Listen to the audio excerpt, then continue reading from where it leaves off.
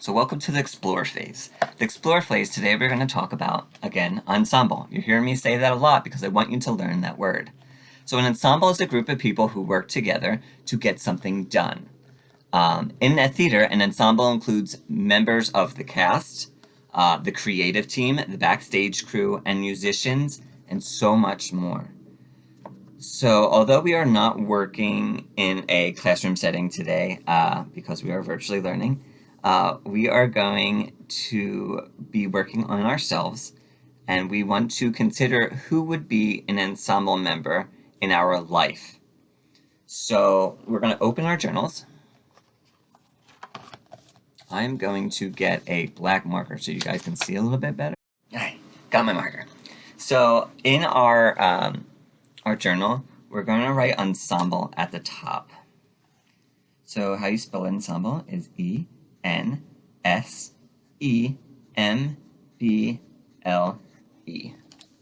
Ensemble. So you can see it again. It is E-N-S-E-M-B-L-E.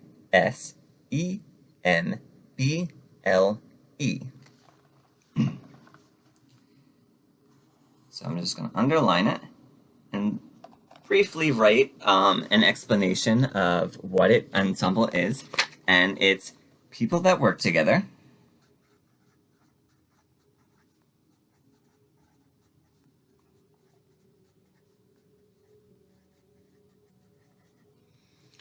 to get something done.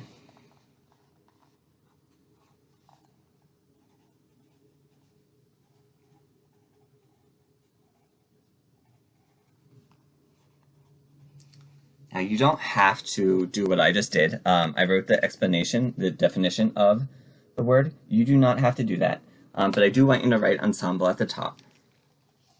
So we are going to take, like I said, we're going to write the ensemble of our life. So that includes our family, our friends, our teachers, our co-workers, if you are an adult doing this. And we're going to jot them down, their names. So let's say about 10 people. So we're going to number this down 1 to 10.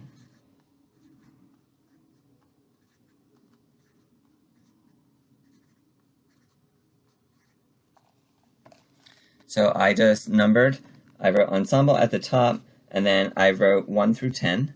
An ensemble could be made up of any number. In a Broadway show, an ensemble can be up to 100-some people.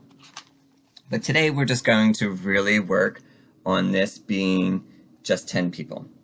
So on my list, and it doesn't have to be the same list as mine, like I said, it could be anyone that you guys are thinking of.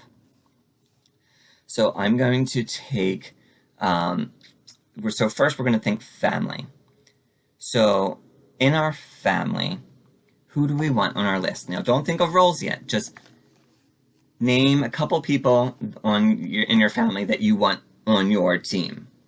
So take your time. I know I want my mom on my team. I want my stepdad on my team. I have a lot of brothers and sisters, so okay, I'm going to write my one brother. You can write their names. I'm just writing their titles right now. And then I'll take one of my sisters as well. You can list, you guys can do more than 10 if you like. List as many as you want.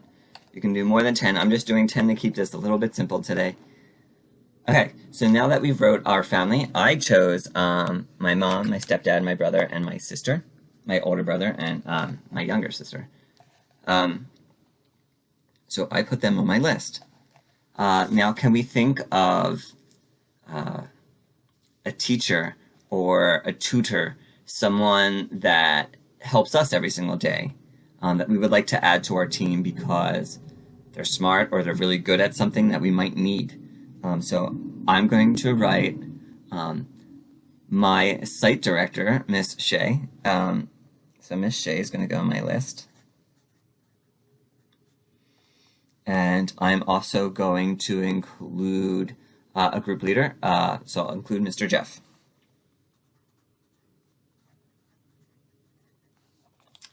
So again, you can write as many as you want. I just wrote 2 for right now, just to show some examples. So I have Mom, my stepdad, my brother, my sister, Miss Shay, and Mr. Jeff. So then I have 2 more. So let's think differently for this one. For this one, I want you guys to think of your friends or other family members outside, like your cousins, or your friends, close friends, or students you know, who are talented at something. So let's think show-wise. So we want kind of like a singer, maybe a dancer, maybe someone that's good at making costumes. So for my last 4 will be my friend section. You guys, like I said, can have any number of people that you like. So take the time and fill out the rest of your list. So this, guys, should take up roughly around like 8 to 10 minutes. We already are in somewhat of a 5-minute session right now, so take another 5 minutes and really fill out your list. So you can pause here and finish your list. Once you are done your list, unpause the video. Are you done your list? Great. So I added a couple names to my list. I went a little bit more than 10. Like I said, you can have any amount of numbers. I was just thinking of people, and I wrote about 15 names. You can have any amount you want. And I will share my names with you, just so I can give you an idea. And then we're going to kind of assign roles or to a ensemble. So together they're collectively an ensemble, but then we can assign type of roles, which I'll talk about a little bit once I'm done naming my list. So again, I have 15. Doesn't matter the number you guys can have. So my number 1 is my mom. I also included my stepdad, my brother, my sister. They were my family ensemble. And then my education ensemble, I wrote Miss Shay and Mr. Jeff.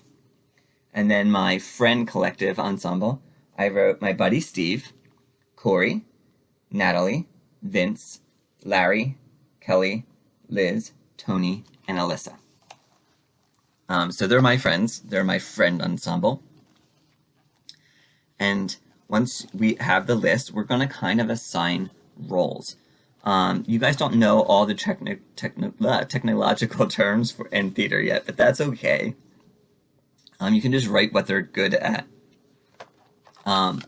So for an example, my buddy Steve here, Steve is great at building sets, so I am going to make him my set builder and stage crew. So I'm going to write that under there. Set build and stage crew. So I wrote that. So Steve is great at set building and he will be stage crew. So technically he's the technical director. I would make him, but for right now, just make it easier because you don't know that terminology. So that's why I assigned my buddy Steve. Corey is actually one of my best friends. She is actually a co-owner of my theater company with me, Brickdoor Productions. So Corey I will assign her as the director. So the director, like we learned in our first session, is the person that pretty much tells us what we need to do and how things should look and be done on stage. Pretty much the boss. So Corey will play that role because she's very trustworthy. My mom is, I'm going to assign my mom the role. What is my mom good at? My mom's good at a lot of things. But my mom can sew, so I'm going to make my mom a costume person. Like I said, you don't have to put terms like I'm putting them in theater roles. You can just write what they're good at. So if your mom's good at cooking, you can write cooking. If your mom's good at sewing, you can write sewing. I'm just being a little bit more specific. So I wrote, my mom's good at sewing, so I wrote her as costumer. So she's always helping us out with making my kids' costumes if I don't have time to do it. because I do run out of time. Okay, so then we're going to go down this list and try to assign roles. I'm going to be really quick. I'll share with you, but all you have to do is you see the name and think of what that person is really good at, and then write that right next to their name. So I'm going to briefly go over mine with you really quick as I write this down. Just quickly go down this list. So my stepdad is good at building, so he is going to help Steve. My brother is a good, he's just crew, he's be crew, so he can help like pull the curtains up and that type of stuff, so I'll make him stage crew. My sister can sell an ice to Eskimo, so she is going to be my producer. And a producer is the person that is kind of financially responsible for the show, and they are also marketing it and putting it out there and getting the word out for people to come see the show. So I'm going to make my sister the producer. She's good at talking, so that's what you can write, talking, if you want. Miss Shay. So Miss Shay, I'm going to make my stage manager. And a stage manager is a person that is on headset, and they tell the persons, the band, when to go, or when to change a lighting cue, or open the curtain, close the curtain, or tell the if something goes wrong, they're on headset with the person on backstage. So she's the boss, so I'm gonna put her as the stage manager. Just give it a thing. So I'm gonna make her the stage manager, and then I'll make Mr. Jeff the assistant stage manager.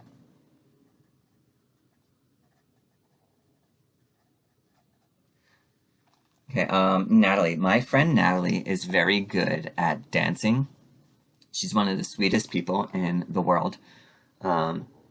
She owns her own dance studio, Defina's. So Natalie is good at dancing, so I'm going to make her our choreographer.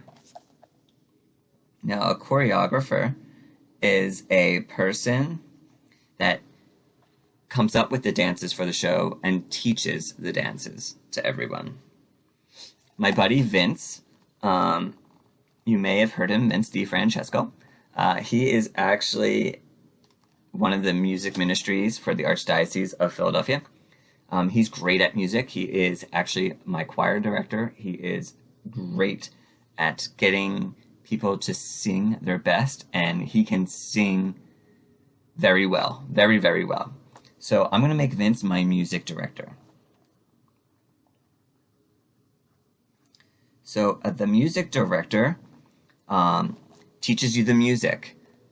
He teaches the music, how to sing it, and how to bring out the melodies and the harmonies in the groups. He'll work with you with being an alto, a soprano, a bass, and a tenor, and then he'll break them up, but they're the 4 major groups when you come to sing. You have your boys as your tenors, they're your high-pitcher boys, and then a low pitch is your bass. Middle pitch, the lower range of the girls, are called altos, and the higher pitch of girls' singing voices are called the sopranos. Okay, on my next list, I'm almost done assigning people roles, is Larry. Larry is my cousin and good friend, and he is a audio engineer, so I'm going to write his role as a sound technician. So a sound technician is the guy responsible for the sound. He makes sure every cast member has their mics. Whether your mic is hidden in your wig, there's usually a mic that's in there, or behind your ear, and it's like a little piece that comes out like that. He makes sure the band is mic'd, and it can be heard properly through the speakers, and everyone can hear that. He lowers the volume and increases the volume when needed. So they have a huge, important role during a show, and Larry, being an audio engineer, is perfect for the sound technician. Up next, 12th on my list, no specific order, is Kelly. My buddy Kelly is fantastic at lighting design. She's super creative. and she went to school for it. So I'm going to make Kelly my lighting director. So she's responsible for all the lighting. It sounds a little bit silly. You're like, what? You just turn on lights and all? It's a lot more complicated than that. She controls the house lights when it goes up and down in the audience. But then she controls the lighting on the stage. So on the stage, you might see if they're using a scrim, which is a white curtain with bright colors, that changes colors. We see a lot of the lighting in Lion King, especially when the sun goes down. So you see the red fade into the orange to the blue for the day, all that type of stuff. But it's more than just the background lighting. Lighting is also responsible for shining light on the actor. If I was not standing in front of a window, it might be a little bit darker. See how my face shades out a little bit? So all that stuff is the lighting director, because we want every actor to be seen. If we don't want the actors to be seen and we just want their silhouette, then we won't shine light directly on them, and we'll just have light in the background. So that is Kelly. She's really good at that. She's super creative. So I'm going to give her the lighting tech director role. Up next on my list I have is Liz. My buddy Liz is really good at everything. She is super helpful. She's good at kid wrangling for our kid shows. She's also a great director. I'm going to assign her my prop master role. So she is my prop mistress, I should say. So you'll hear the term prop, the full which is an abbreviation. The full term is called properties. And props are things in a show. So if the show required me to have a bottle of soda, here's the bottle of soda. If it requires me to have glasses, there's glasses. So these are all called props in a show, on TV shows, movies, theaters, anything. So these are props, and sometimes the props are made from scratch, or they just go out and buy them. But they're responsible to be in a certain scene at a certain time by a certain actor.